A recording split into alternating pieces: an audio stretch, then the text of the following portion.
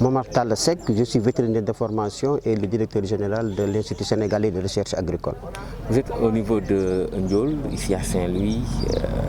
L'objet de votre visite, pourquoi? Nous sommes là à Saint-Louis et au niveau du CRA de Saint-Louis et plus précisément au niveau de la station de Ndiol dans le cadre de visites de travail. À la suite de notre prise de service, nous avons entamé une tournée au niveau du territoire national pour rencontrer l'ensemble des personnes, l'ensemble des agents de l'Institut sénégalais de recherche agricole dans le but d'échanger avec le personnel et encore mieux de décliner la vision que nous avons par rapport aux nouvelles réorientations de l'Institut sénégalais de recherche agricole. D'autant plus que l'ISRA est l'un des rares instituts qui travaillent dans les 5 domaines, les productions animales, les productions forestières, les productions halieutiques, les productions végétales et la socio-économie. Et c'est sur ce point que la vision que nous avons de l'ISRA, c'est dans un premier temps de mettre en place une direction scientifique forte et transversale qui décline les 5 domaines que j'ai cités tantôt, et encore mieux au niveau de l'administration, de mettre en place une administration forte et décentralisée pour rendre un peu autonomes les différents centres, laboratoires et unités.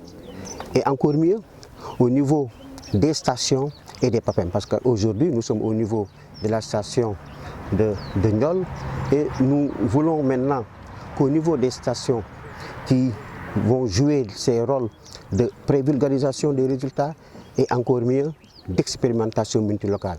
Il y va de notre choix, en travers des essais, de la recherche que nous menons, de faire revivre ces stations, ces PAPEM, pour que l'ISRA puisse revoir son liste de temps.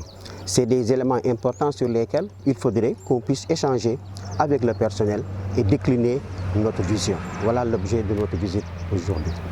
Aujourd'hui, le Sénégal s'est engagé dans le volet du braquage. L'ISRA a fait beaucoup de choses, malgré tout. Il y a encore des choses à améliorer. Quel rôle l'ISRA a pu faire pour atteindre d'abord ces résultats et ensuite quelles sont les projections?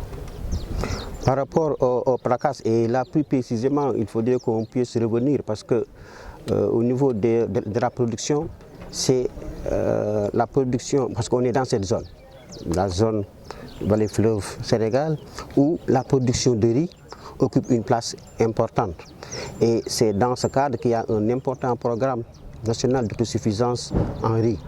Et sur ce programme, au cours des dernières années, des résultats importants ont été obtenus.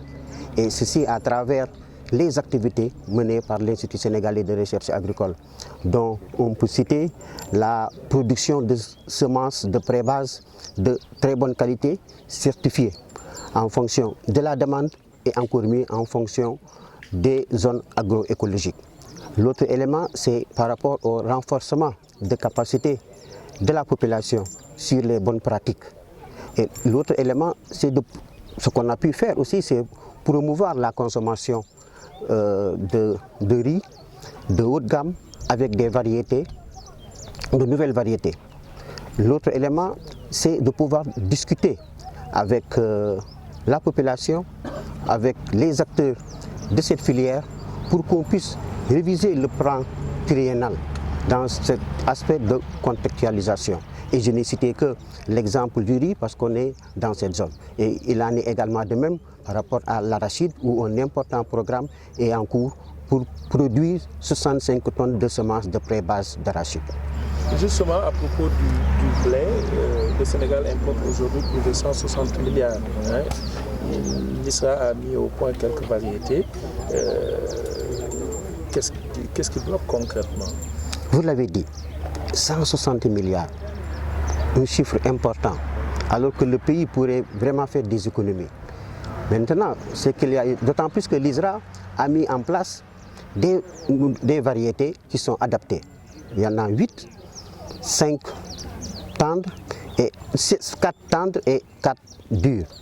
Et ce qu'il faudrait maintenant faire dans un premier temps, c'est de pouvoir vulgariser la culture de blé au niveau du territoire national. Et encore mieux, il faudrait qu'on puisse mettre en place un système important de production de semences. En allant maintenant au-delà, c'est-à-dire faire un renforcement de capacité, former les acteurs de cette filière.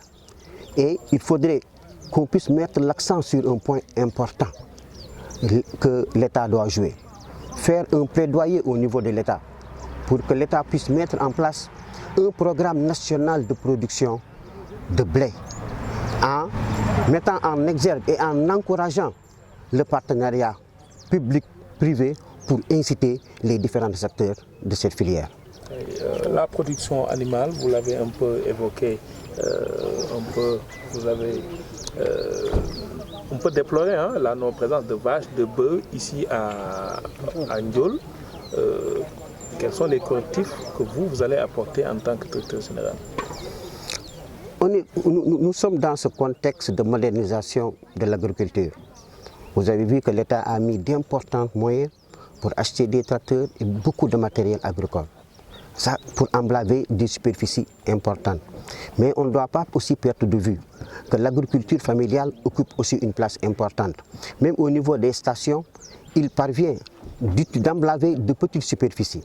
Et en emblavant de petites superficies, il faudrait qu'on puisse, je ne dirais pas des méthodes rudimentaires, mais au moins utiliser la traction animale qui peut donner des solutions dans ce sens. L'ICSA a une forte expertise en matière de dressage des animaux et en matière de traction animale et de mettre en place aussi le petit matériel agricole. Et je pense que sur ce fait, par rapport à l'opportunité que nous avons de moderniser, mais aussi de conserver ce patrimoine, la traction animale, l'ISRA a un rôle à jouer important et sur ce point, nous allons nous y atteler pour encore mieux vulgariser cette traction animale.